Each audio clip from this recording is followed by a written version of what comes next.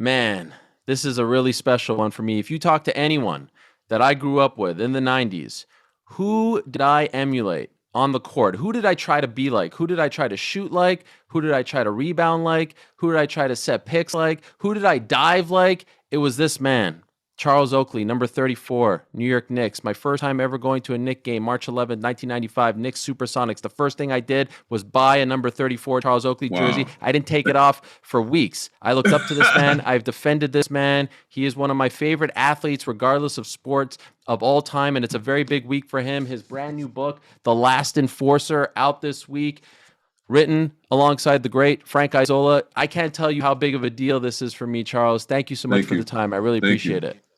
That's a great endo. That's a great.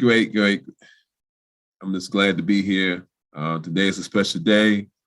You know, a lot of people been asking me for years, when you gonna do the book? When you gonna do the book? And you know, took some time. Like me and Frank, did a great job writing the book, but it's just a lot of hard work into it. And once you open the book up and start reading it, you can't put it down. I have one complaint about the book. I have read it. I got it 3 days ago. This is my Mhm. one complaint. I wish it was longer. I was freaking loving that thing. It took me a day to read it. I flew by that thing. It was the Wow. stories. It sounds like you. It reads like you. I just wish it was longer. Could I ask though, why now? Why did this feel like the right time to do this? It's a lot going on, and I had to make sure that the writer Frank, had time, and I made time because when the pandemic, the time, you have more time than regular days because of what's going on. You try to stay safe and stay out the way. So I had more time to think about it. I had wrote down a lot of notes over the years, and we brainstormed, we put it together. You can see it's a lot of work into the book. It ain't just a book to try to get someone to finance to pay their money and forget about them. I want the people when they read this book, you get your money worth out of this book. And then, like what you said, it should have been longer. Yes, because we plan on for a second one come out All right. hopefully in the next couple of years. I love that. What I also love about it is it's so honest. It's very much you. It's authentic. You don't hold back. I'm curious though, were there a couple times where you're like, man, I can't say that. I need to bite my tongue on that one. Like that one needs to stay in the vault. Well, I think everybody bite their tongue sometime, but it's just me. I was holding back, but in this book, they still says a lot of stuff in this book, and some people might be a little edgy, but I held back. So wait for the next book to come out. I like that. Promoting the next one already. Now, I want to get into a few things in the book, but one thing that kind of hit me while I was reading this was in media, and especially in sports media, you Right, have a lot of people who kiss a lot of ass, who don't right, tell it like it is because of relationships and whatnot. And I always right. wondered, why didn't Oak ever get into TV? I think you would have been great on one of those desk shows and whatnot because you tell it like it is. Did that ever cross your mind? Was that ever brought to your attention to do something like that? Yes, I think I tell too much truth. Some Yeah. people, like I said, they can watch the windows, but they can't get in the house. So I'm the guy who get in the house. I'm gonna tell you how it is at all time, um, and that's the only way I know. I respect a lot of people. I don't. Basically, you engage with me, the conversation will come out in this book, and in this book will tell you about a lot of different stories. A lot of things happen with me, with coaches, not just people off the court and not on the court is basketball, but engagement with different situations off the court and staying strong and you know, and then this book would tell you a lot about that. So, one of the things that I found right off the bat, we'll get into it here, that I thought was so interesting was you get drafted by your hometown team, the Cleveland Right. Cavaliers. But you Mm-hmm. say you were actually happy when you were traded on draft night to the Bulls, not because Michael Jordan was on the Bulls, but because you thought it would be a little too much to play for your hometown team. Too many people would be coming at you. What did you mean by that? Because I would imagine most people would love to be drafted by their hometown team. Yeah, they do. But my thing is, I know when I left Cleveland to go to college, it was so much going on in the streets, and I grew up in the city. And sometime when you grow up in the city, I always, I love Cleveland. Always go home but just, going away and coming right back. And, I'm glad I had a chance to go somewhere else, get a little established. Then I come back home. And I didn't have no problems, but I know what was going on. It was there. You couldn't almost escape it. I got out when I left high school, went to college. Like I only came back home one time in 4 years. Wow. Yeah. Because you just wanted to So be away from it all. just want to be away, but I kept in touch with the family. But it was a lot of my friends were getting in trouble. A lot of guys I went, just coming home the last 5 or 6 years, doing 18, 20 years. So I could have been one of them. When you got drafted, when you went to college, I should say, did you think that you would make it to the NBA? You go to Virginia Union, not exactly, a powerhouse Right. as far as college. Like, was that the end goal for you, or was it just, hey, let me play some basketball and have fun and see where this goes? That's exactly what you said. I went to college, and hey, I didn't know that I was even a shot, not even get drafted, a shot to be at a point people talk about me to get drafted. It was just, I just was being myself, playing the game hard, giving effort, both ends. And like I say, you never know who's watching you. Hmm. So somebody liked what I was doing, and it was Jerry Krause. And that's And so interesting to me because you actually defend Jerry several times, especially coming off The Last Dance, where it seems right, like his character was assassinated and the guy's not here to defend himself because he's no longer with us. And I thought it's also interesting considering your relationship with Michael Jordan. And I know you're right. your own person with your own thoughts and own relationships, but you actually feel a lot of gratitude towards this man because he's the one that recognized your talent, right? Yes, yes. Jerry Krause gets a lot of credit for what especially me, drafted me, traded me, brought me back. But I still give him up the most respect because he took a chance for me from historic black college, and hear about athletes come from historic black college getting drafted in the top 10, and I got drafted in the top 10. So he put a lot of trust in me, and I had to live up to it. I lived up to it. In the book, I talk about that. I went to his service in Chicago when he passed, and I said, rest in peace to Jerry and his family in my book, too. Do you feel like he was mistreated in The Last Dance unfairly? Who, me or Jerry? No, Jerry. I meant, Jerry wasn't here to defend himself, like he said. There was some things said. I know Jerry was, it was a small man complex, but I think Jerry put a lot of work into it. When you win 6 championships, you don't get lucky to win 6 championships. It had to be some thought, some effort, some trades, some players shuffle in and out to make everything work. So I give Jerry a lot of credit for, putting it together. But like I said, he didn't score a bucket, but he gave opportunities to other guys to come on the team and be a part of it. Like I said, Mike and Scotty was the face. They got 6 years. Horace got 3 championships there. Dennis got 3 there. I think Paxson got 6. I think Curry got 2 or 3. But they had, BJ Armstrong, the guys couldn't fit around Michael, spread the floor. I mean, it was a lot of, 3 7-footers, who really hurt us because they checked Patrick in the playoffs. So you keep sending a 7-footer as your best player, you're going to wear him down like a boxing match. You keep leaning on the guy, smaller than you. Hopefully that 10th rounds, 12th round, he saw weakness, getting weak in the rain. But it was a good era of battle in Chicago, in New York. And everybody liked the 90s basketball. It was a special time in the NBA.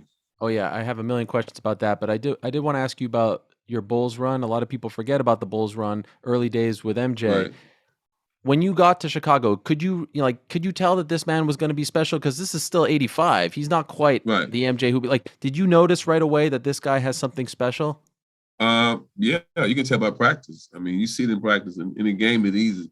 When you practice hard the way he did, Michael, in his book, we try to talk about I talk about some things that he just always had that attitude, and him have an attitude, have the edge that he hold. They said against other people. So that's just bringing more, make him more inside. Just want to boil over and just I got to be this, I got to be that. But you can see it. You can see it. And you develop a great friendship. And I think this is where Right. sort of the enforcer in you came out. You were like the protector of MJ because a lot of people were trying to rough him up.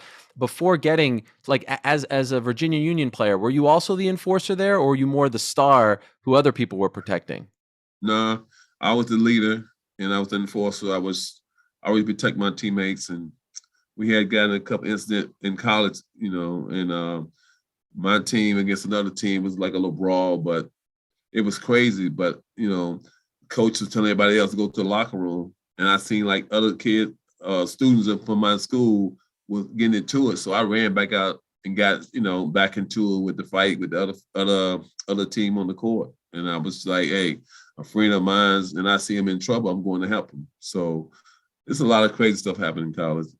Speaking of fights, one thing that I learned, that I'm not going to give away too much from the book because I obviously want people to buy Right. The Yeah. Last Enforcer, but I did learn, Thanks. Oak, that you found out that you were being traded from the Bulls to the Knicks while you were at the Tyson Spinks fight back in the Right. day in Yes. 1988. Now, no cell phones back then. So how did Right. you actually find out? Like, how did word get all the way to you? Well, it didn't get to me. In this book, I tell you, it got to Michael. So Michael knew some type of way. He knew. I'm like, I don't know. Somebody might have called him. It was cell phones back then. I In know he 88? had one. All right, Huh? yeah, maybe But no, Michael did. somebody called him. He's like, oh no. He just told me. And he was walking to the fight. Matter of fact, and in the book, I tell you some other things happened when he was walking to the fight. But yeah, he told me. I questioned him. I didn't hold no grudge because he didn't. He didn't owe me no favor. He said they talked about it, but I just asked him. He said, being honest, said, yeah, they did mention it, but they didn't say they was going to do it. So it happened. Was it awkward?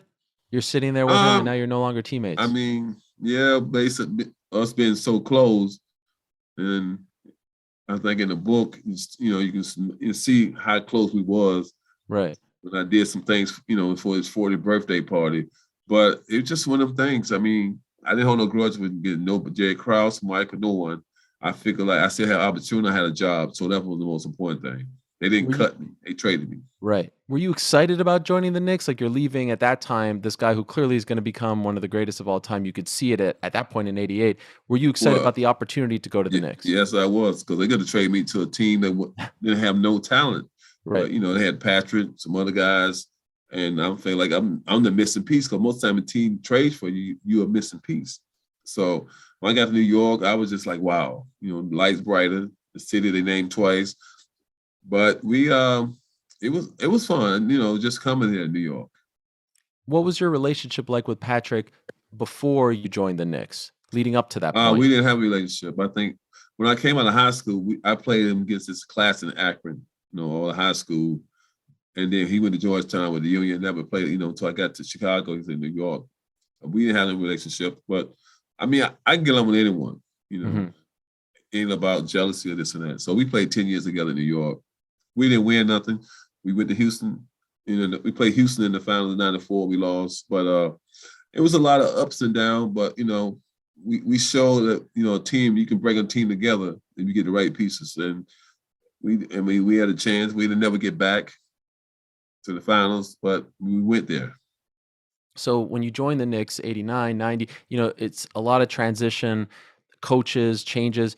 But then when Pat Riley joins the team and he's hired as the coach, it seems like everything starts to change and everything comes together in 91. Could I ask, what did you think at the time? Here comes Showtime Riley from LA.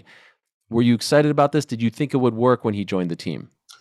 I was real excited. I knew his record. He won championships in LA.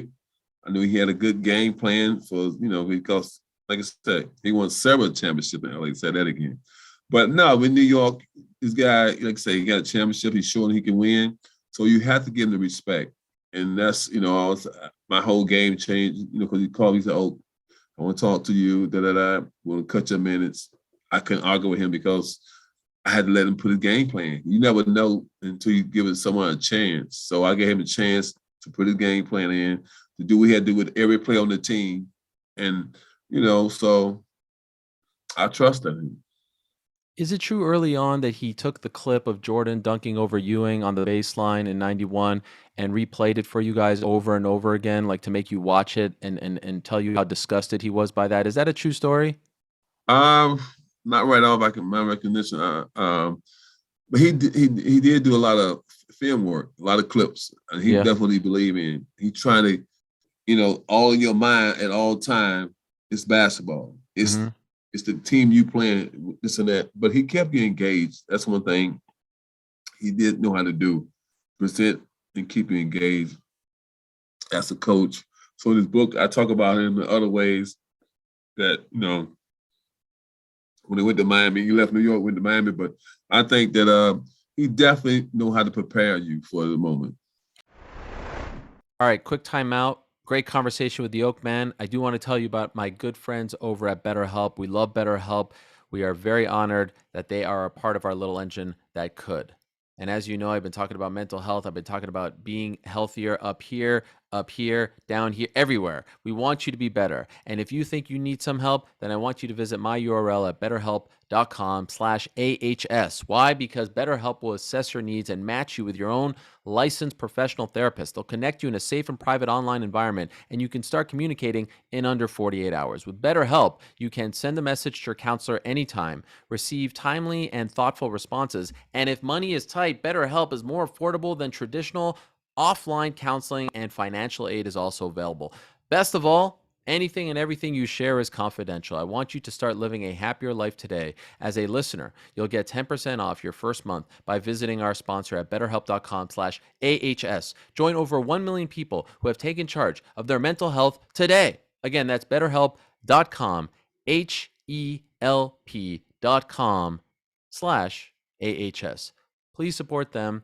Because they support us, please support yourself as well. Now back to my conversation with the Oak Man. The Knicks team that I fell in love with, like that truly stole my heart, was the 91-92 team, because you took the Bulls to 7 games in the second round, and no one gave you guys a chance, right? After how the 91 playoffs ended. Did you, in retrospect, could I ask, that 7-game was a tough one for me, man. I'm 10 years old. And unfortunately, like, it was pretty lopsided, right? You guys were never really in it. It was tough. Did you guys believe going into that 7-game that you could beat them, or was it almost like a moral victory that you pushed them to 7 and you guys were okay with that? No, we felt, 3-3. I mean, you put a lot of work in to make it 3-3. Number one, right. Number two, I mean, most time they said whoever got the better of the player always win that next game. That's what it's been. Said for many years, and if you look at the stats, look at the paper, Patrick to Michael was the better player, and that 7-game, it's shown. But we went out fighting, and sometimes when it ain't your day, it ain't your day. And you hate to go 7 and don't play well. You want at least like we did in the final with Houston. We took it 7, went down to the last minute of the game in the finals. 93, you're up 2-0. Did you guys believe that it was a done deal? Like, did you feel like this was the year that you were going to get them? Well, you just take one game at a time. Because like I say, you never know what can happen. You look at Phoenix last year against Milwaukee. You can't get over happy. You up 2-0 and still, you got to win 4 games. And, Phoenix didn't win no more games, and we didn't win no more games. Mm-hmm. So, yeah, you got to keep your cool at all times. One thing that I thought was super interesting in the book, everyone thinks of 93, they think of Game 5, Charles Smith. You didn't blame Charles. You say, we missed free throws, we didn't do this and that. In the locker room, what was that like? Do you remember what it was like when you guys went to the locker room after that game, after the missed layups, losing at home? That game was like, wow, we couldn't believe it. We made a lot of mistakes. I think, when they stole the ball, hit the ball. You look at the film, yes, he probably did get fouled, but yes, you playing in Chicago. This is a championship team. They're not gonna call no tic-tac foul for Michael or somebody else, but not Charles Smith. Charles Smith got good but dunked that ball. But we did do some things, in the game that when you keep a game close, anything can happen. And with like 2 points game or whatever, and it was a bad loss for us as a team and the fans watching, because we was right there. Did you feel after that kind of loss, Game 6, you guys were just done? No, we didn't feel we were done. We was a fighter. We always could fight back, but I knew we still had a chance, because when you can, like I said, play a close game, anything can happen, and it's just unfortunate we didn't get the call. We never got the call. We never made the big shot when we need against the Bulls. They always seem like they need the shot, they make it, hit a 3 in the corner, or Michael, dished Bill Willington for the dunk in the game. just seemed like something always went right for them and nothing went right for us. During that period when you guys are battling the Bulls, they're your biggest rival. There's no internet. We don't know about relationships like we do now. Everything is out in the public. What was it like being like? Were you talking to Mike on the side? Because I thought, like, if you would have asked me, 13-year-old me, I thought you hated those guys. You would have killed those guys. You come to find out you're friends, and that's okay. That's normal. But like, what was it like battling the guy that you considered a good friend? Did you stop talking during those playoff games, or did it affect your relationship? We talked. We know on the floor. I didn't see him much on the floor. Like, he didn't come to the rim a lot, this and that, running up and down the court. But it's always personal when you talk. It's always personal on the court, off the court. They talk mess. I don't really talk a lot of mess anyway, so I never got into his jaws. But we don't really talk mess to one another. We just went by. He did his job. I did my job. I think some players say, "Oh, they talk a lot back in the 80s and 90s." No, guys just play hard. The game was real physical and tough in there. When you guys beat them in '94, of course he's not there. He's playing baseball. Did you think, okay, smooth sailing here? Like, did you feel like, okay, we got over, the witch is dead, we're done. Maybe we got to help. We got a call from Hugh Hollins, right? The Hubert Davis three. But like, hey, it's all good. We finally got one. Did you truly believe that was your year? Yes, I did. Especially when we got there. So we got a call, like I said, Hubert Davis make the free throws. When we went to the final, I definitely, basically it was the same team. Just, like I said, Michael wasn't there, but that wasn't our fault. Right. He chose to retire. But yes, it did give us a little window, chance to get to the finals. But like I say, we didn't finish it off. It was a great experience, but I think we needed that for the city, and we didn't. All right, we'll get back to my incredible conversation with the Oak Man in a moment. But first, a quick word from our good friends over at ExpressVPN. You know ExpressVPN. They're the best. We love them. And as you know, I like to go on the road, cover events, wrestling here, boxing there, little MMA as well. Did you see me at the Royal Rumble? I was hobnobbing it up backstage. I loved it. Anyway, when I'm on the road and connecting to Wi-Fi in airports or restaurants, it's really easy for hackers to steal my data. If you're not careful, the same thing can happen to you. That's why I use ExpressVPN. This is a shoot. I use them to safeguard my personal data online, and why I recommend it to anyone who spends as much time online as I do. According to recent reports, hackers can make up to $1,000 from selling someone's personal info on the dark web, making people like me and you easy, lucrative targets, especially when you connect to public Wi-Fi. ExpressVPN is an app that funnels your data through a secure, encrypted tunnel so that no matter what device you use, you can have peace of mind every time you use the internet. The app connects with just one click, is lightning fast, and the best part is ExpressVPN works on up to 5 devices simultaneously, so you and your whole family can stay protected. And if you visit expressvpn.com/Helwani right now, you can arm yourself with an extra 3 months of ExpressVPN for free. Again, that's expressvpn.com/Helwani. Please support them because they support us. Now back to my conversation with the Oak Man, Charles Oakley. When Spike and Reggie are doing their thing, Game 5, 94, are you guys thinking like, Spike, can you shut up? Can you sit down? You're messing this up for us. Like, what do you guys think? Because you could clearly see it going on and that he's elevating Reggie's play by talking so much. We don't get into what the fans do with the other players because we are playing. No, we didn't. Spike was being Spike. I think that we just made mistakes. We can't blame Spike. I was on the bench. I think about this a lot. Tell me. I don't know what I put in the book, but the time when Charles Smith was on the floor in Chicago, and then when the Reggie Miller scored the 8 points in 7 minutes, 9 points. Oh, yeah. At both of them plays, I was on the bench, and I always wonder why. And but that was what Pat Riley do things he wanted to do at the end of the game, because sometimes you want a better free throw shooter in the game. He said he took me out in that Reggie Miller's case because he needed more ball handling. I said, that's why we got a point guard 2 card, But, we can go back and change a lot of things. We could, but we can't. You make it to the finals, 94, Charles. You lose game 1. You win game 2. Sam Cassell, Sam Cassell hits the big 3 in game 3, if you remember. You guys win 4 and 5. During 5, are you aware of what's going on with OJ? Can you like, are people talking about it? Well, we weren't really talking about it, but until like late. I mean, but everybody knew about it then. But no, he wasn't. But yeah, that was a tough loss game. Akeem made the right play. He got double team. He passed it out. That's was the one big thing with that series, that we didn't make the right plays. We didn't. When we got double team, we shot the ball. When they got double team, they passed it out. And so in the book, I talk about that a little bit. Yes. I've always wanted to ask someone on that team this question. What was the play? Do you remember what the play was? Game 6, you guys are inbounding. It ends up being Starks takes the 3 and he gets partially blocked. But Blocked.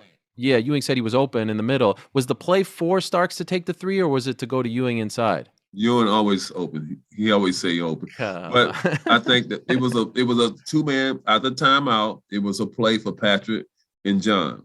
Mm-hmm. But you never would have thought it was a pick and roll. John came off. Akeem was just smart. Most pick and rolls with a score, you supposed to trap him.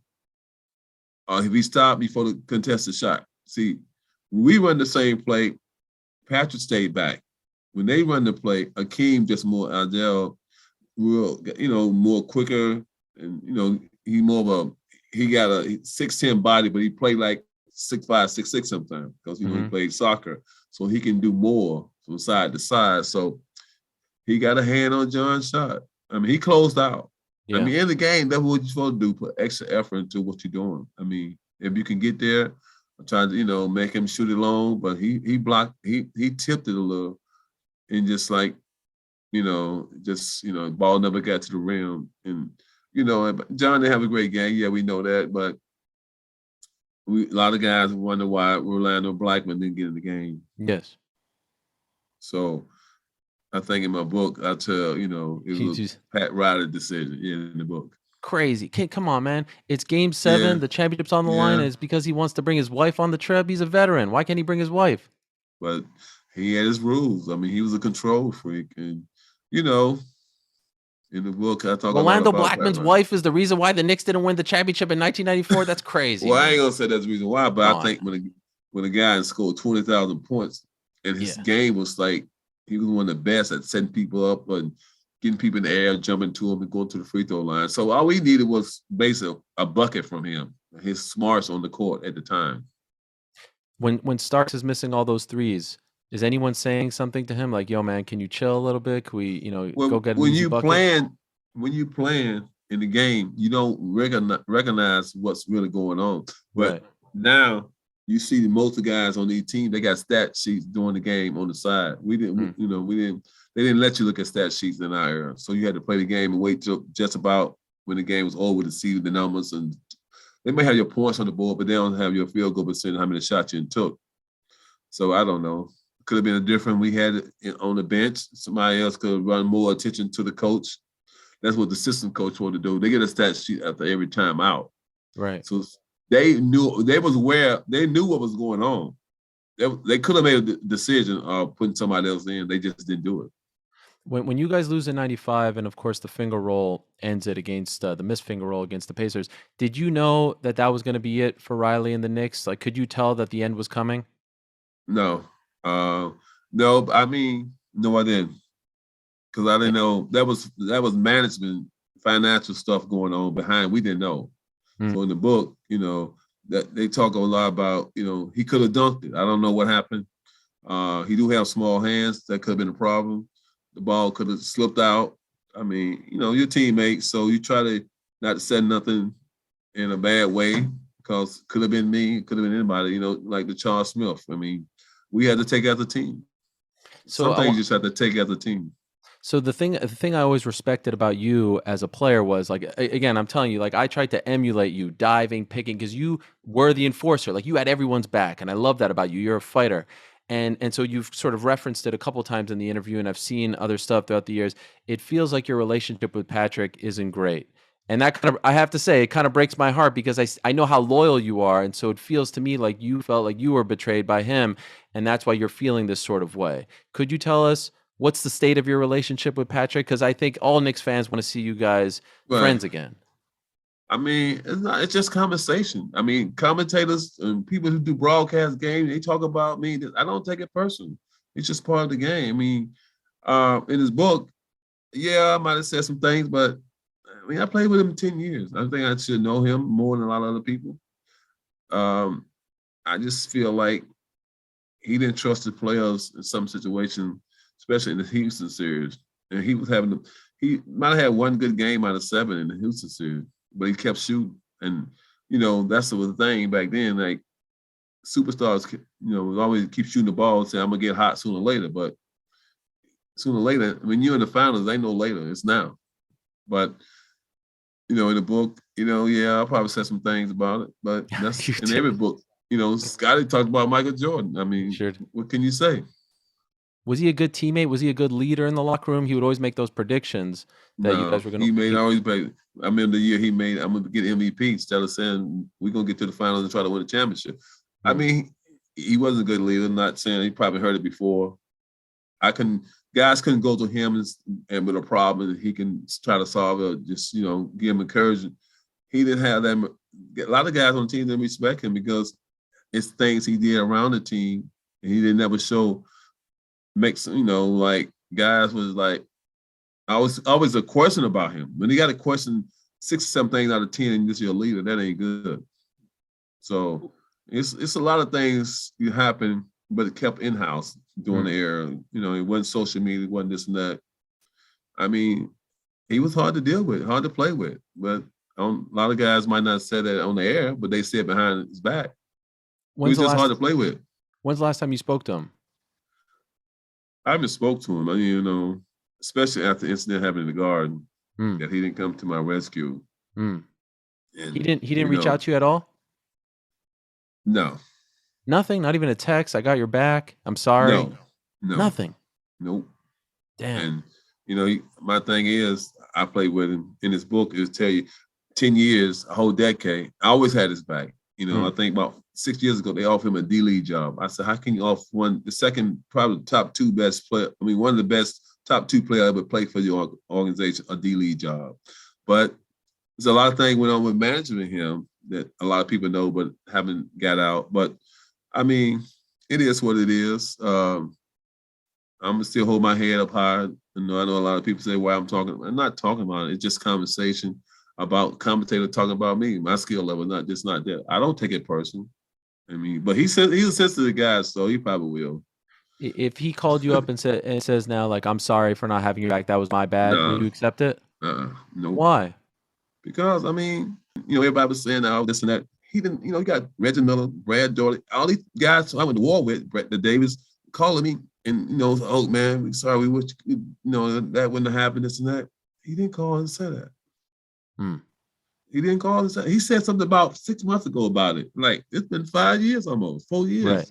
I'm like, why are you bringing? It's a situation that nobody wanted to see happen, but I would have thought he would have been the first one. Michael Jordan calling me, and I played you for 10 years. I know me and Michael's more closer than me and him, but still. Because reporters told me, because he was in Charlotte then, coaching. And they asked him, and he just said, no, his favorite line, no comment. The guys who currently work for the Knicks, like the Starkses of the world, the LJs, did they have your back privately? They didn't have no power. Yeah. I can't. I have to go. Like I said, he could have been our leader. You go to the head and work your way down. I think it was him and then me first. Supposed to be our leader. I was the leader, but them guys didn't have no power, no sense. So it was just how he brought 16 or 17 guys to the game that Sunday. In trying to parade them around the arena like nothing happened. Yeah. A lot of them guys I see him. I told Bernard King he was wrong. I pulled him to the side I said you was wrong. He told me his wife wanted to come to the game. I said they got a lot of home games. Why that game?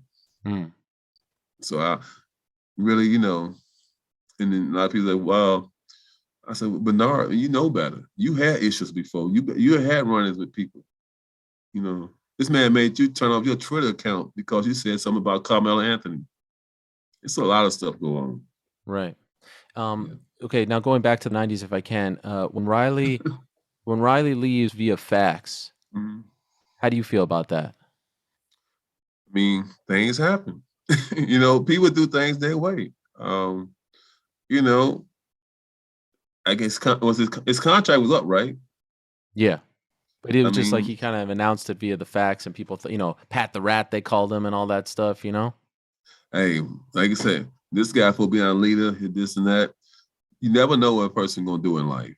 Sure. But he's a control freak, so he probably wanted more parts. They probably offered him a deal or something made him want to go to Miami. A better deal than the Knicks. He want to be a part ownership. He want a percentage of the franchise. They didn't do that, and Miami did. And he went to Miami, and he built the same type of team down in Miami.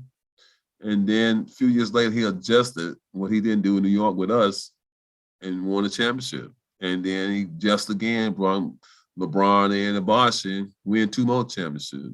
Mm-hmm. And he went back to the finals about 4 years ago and got a chance of going back this year. So he made the adjustment, but he made them after he left New York. So I wish he would have made the adjustment in that series with Houston, and we might have a championship. When they hire Don Nelson, it's clear that it's not going to work out, and then they go with this young assistant coach who doesn't look like an imposing presence at all, but it seemed like you guys love him, Jeff Van Gundy. And I remember that game against Philly where you guys got blown out, and then that Sunday afternoon game against the Bulls where you smacked them down, the 72-win Bulls. Did you believe in Jeff? Like, were you in favor of him getting that shot over Don Nelson? I mean, I did, but I don't think Patrick liked Don Nelson because Don Nelson didn't go through him with the offense. Mm-hmm. But Jeff was a hard worker, and you saw that, with someone beside you for 2 or 3, years, that you see them how hard they work, and you want the next man up, who know you to come in and do the job to somebody from the outside. But Jeff did a great job. He took the team to the finals, the lockout year, but they lost. But he got there, so he proved a point. He was a guy who could coach a team and to get him to a championship. A lot of people feel like the 97 team, the one that was up 3-1 against the Heat and then the Rail did, had the best chance. Can I get your opinion on that? 93, 94, 95, 96 was kind of a rebuilding year. 97, 98 was down as well. Which of those teams do you think had the best chance of winning? Do you think it was the 97 team that got derailed, or do you think one of those other teams were better? I mean, I think you got to go. I mean, 97 was good. I mean, I left in 98. Yep. But, it seemed like something always got in our way, besides that 1 year. Michael wasn't there, so he wasn't in our way. But besides that, it seemed like something always happened to keep us out of there. So in the book, we talk a lot about these playoff games, but I love it. It was just we didn't have enough. We played hard and tough. We kept the score down. We gave ourselves a chance, but we never could make the big play. And in basketball, baseball, you watch football over the last 2 weeks, everything is about a big play. Mm-hmm. We was more like Baker Mayfield, could make the play, and the other team like Burrow for Cincinnati could make the play. Right. Where were you when you got the call that you were being traded to Toronto? I think we did a team meeting, and a week later, they called me and said they were trading for camp. I think I was in New York, and I think that the next week John Starks had a golf tournament I went to, and Ernie and David Check was there, and they told me, no, Ernie was there, and I was pissed at Ernie because I just had met with him. The last game of the season, and after the day after, you go talk to him, like, what we're going to do the next year to make the team better. Right. And next thing I know, I was out the door. And I thought it was so disrespectful, but, I didn't cry about it in the paper. But when I seen Ernie Gunfield, I told him about it. I was offended on your behalf. I felt betrayed. How could they let Oak go? And Camby was kind of, a little bit. They said I was getting old, so we all get old. We all can't, you can't hold a grudge, but don't call me in. You already know. They ain't changed. They ain't laid off you an all-star for me. Like, you already knew your plans was to move me before you even talked to me. So they got all the good stuff out of me, and then they traded me. Oh man, you tell a great story in the book. I won't give it away here about your first trip to Canada after getting traded, getting stopped at the border. Oh yeah. Yeah, it's a Yeah. great story. Yeah, it was real crazy. Yeah, Could I the ask book. you though, Oak? I mean, you see that team in '99 make the finals without you. How Right. hard was that? It wasn't hard. I mean, you add pieces, and like I said, Jeff was a good coach, and you've been there, and you still add something to the team, and you get there. I mean, the playoff come easy when you do something over and over. It should get easy to you. I Hmm. know it's still gonna be hard, but you should get familiar with it. And Larry hit the big shot, right? The big was that the year? Yeah, that was 4-point play. Yeah, 4-point play. Allen played decent. I You watch mean, those games? Like, did you follow them? Were you rooting for them? I mean, yeah, I'm a Knicks fan. Yeah. I watched the game, but I came to some of the games. I think remember all the way back, but I don't know. I was banned from the Garden then, but yeah, I Yeah. came to no, but they had a good run. I mean, San Antonio they took them game 6. Avery hit the big shot. I was at the game. Hit the shot in the corner Hmm. from the left side of the basket in front of their bench. And Sweetwell was on that team. I mean, they had a good little team. I mean, put together a team. And like I said, they got there and had a chance. I think Patrick was hurt, Yeah. right? Yep. And yeah, so Achilles. yeah. So But I I'm think the next year he got traded to Seattle, right?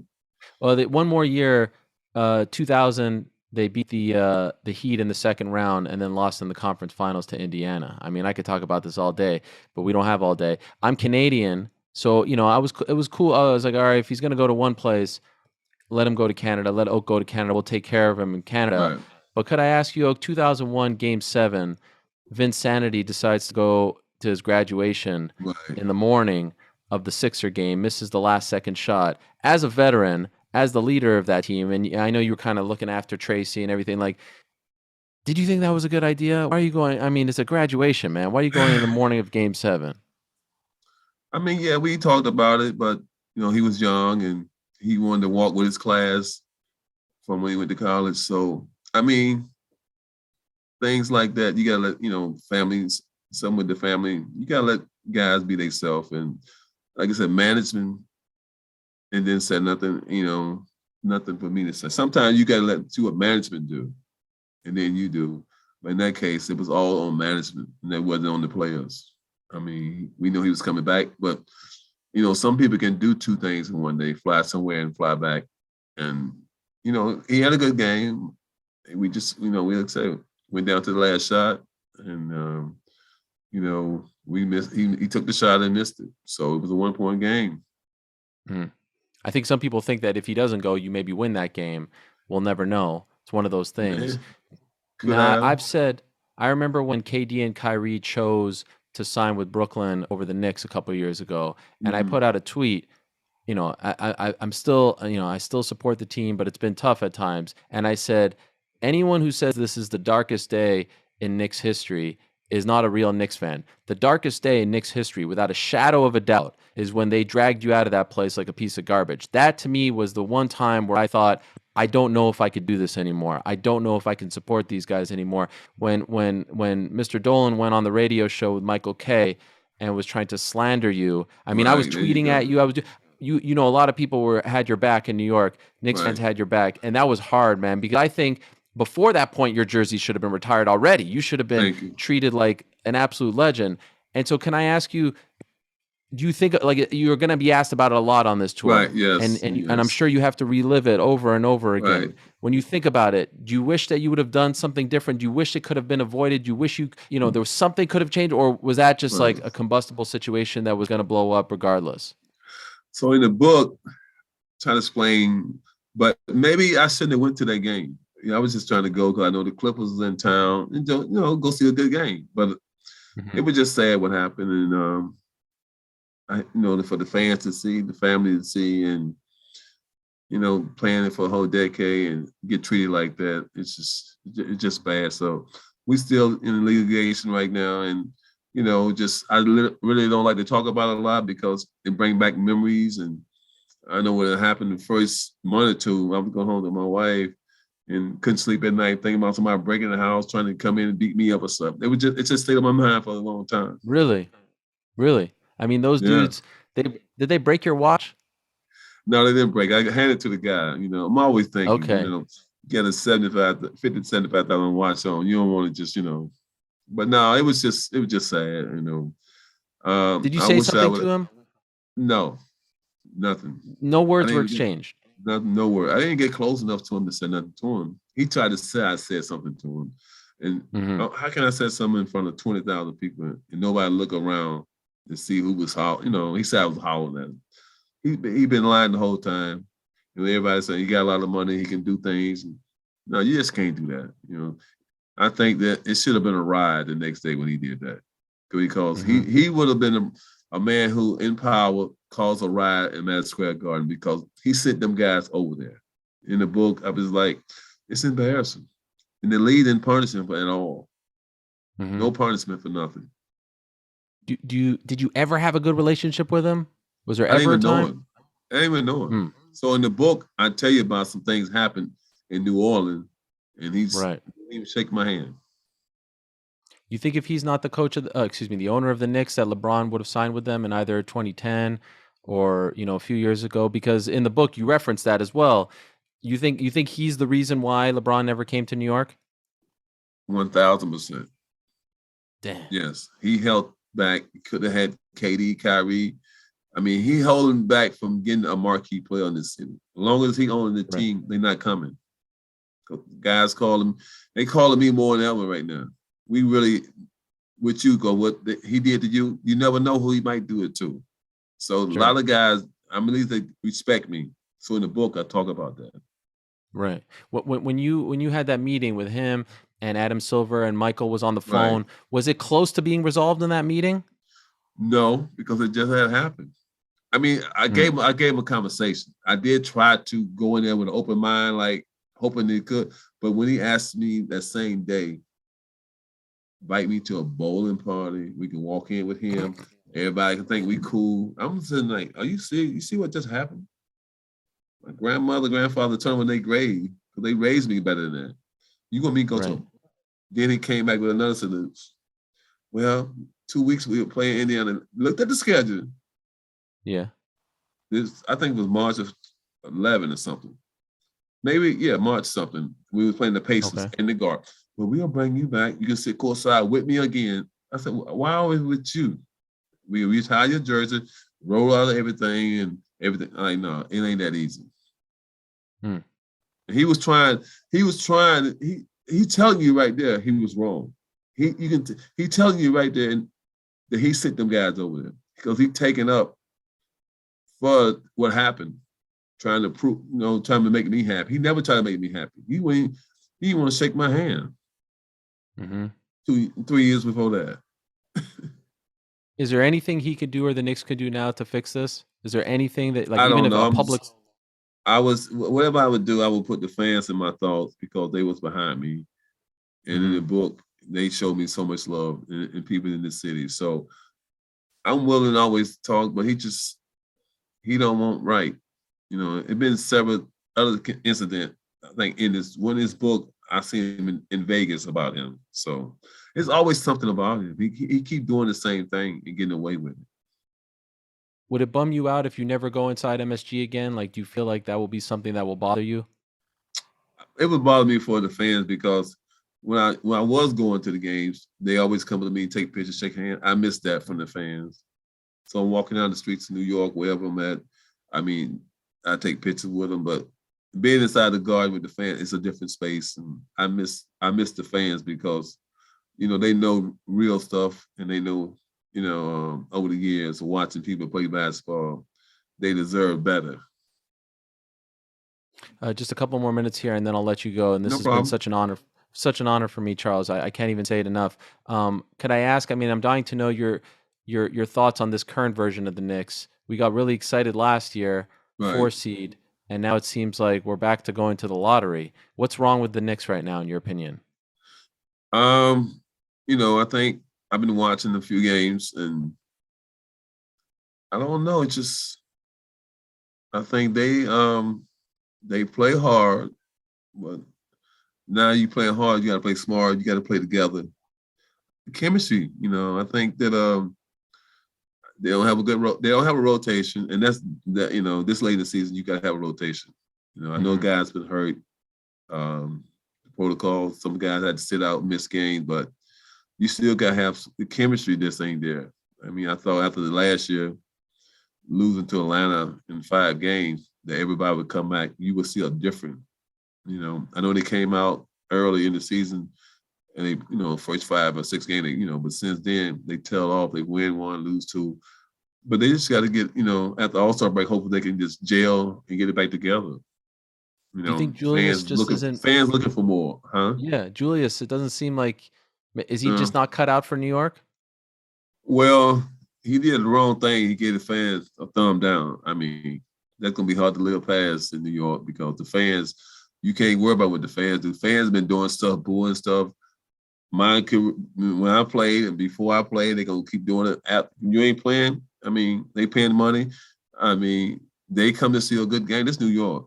I mean, they expect, at least play hard and play with effort. I mean, you can lose, but at least, lose playing hard and trying. And they're not going for just lazy. You can't be lazy and say, well, it's just our night. No, when you step on the court, it got to be your night.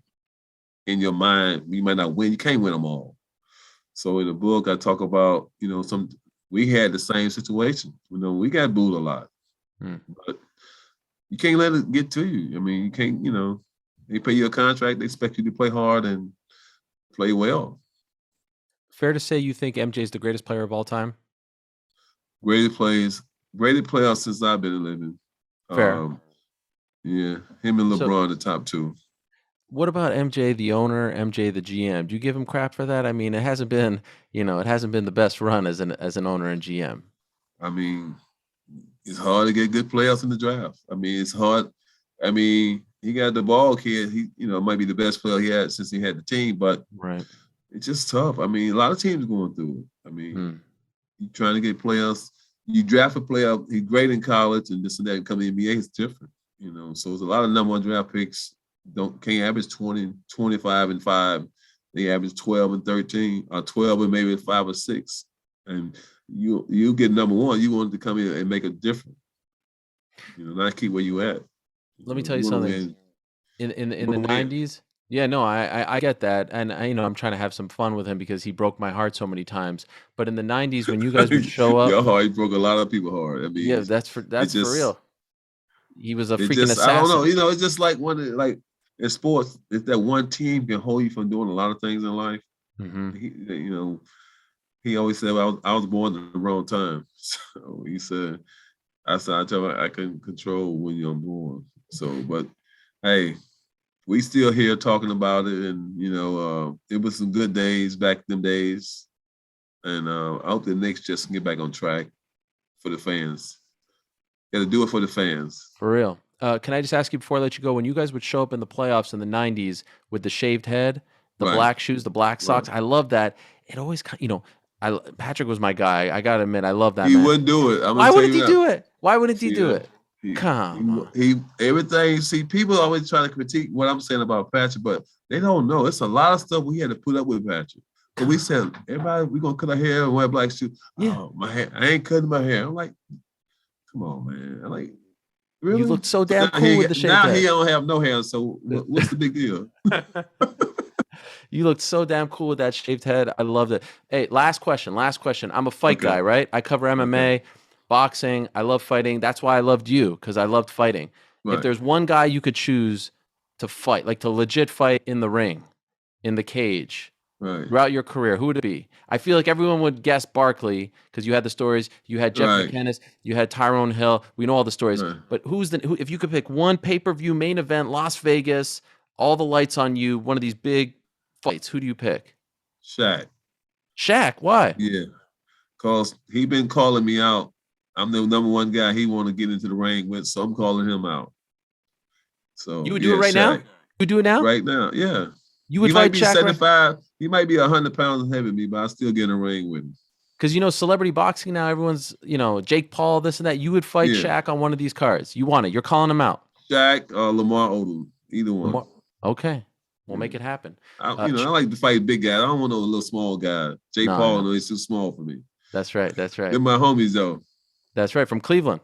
No doubt. That's right. Hey, the last enforcer. I mean, honestly, I can't wait for part 2. You're the man, Charles. Thank you for all the memories. Thank you for everything you did for us. Can I ask you one question? So Yes. scale of 1 to 10, what you give me about the book? What you think about the book? 1 to 10. Honestly, 12. 12. Wow. Charles, let me tell you something. Frank is my neighbor. I love Frank, and I love you. I was Thank trying to you. get my jersey. It doesn't fit me anymore. I got a little bigger. I wanted to wear it. Charles, when I say I loved you, I loved you. I mean, ask my wife. I grew up with my wife. I tell your wife, I Come. think, thanks for I letting you loved you. read the book in one day. Thank you. I tell you, I could ask you questions about Suge Knight, about Biggie. I read it. I'm not lying. You know, a lot of these interviews you're about to do today, they didn't read the book. Let's be honest. They didn't read the book. I read this freaking book, okay? And I loved it. I thought you were going to ask me one about Donald Trump. No. Well, save it for the book. Charles, you're the man. Right. Thank you very much. Good luck to you. Thank you. And thank you for everything you did for us.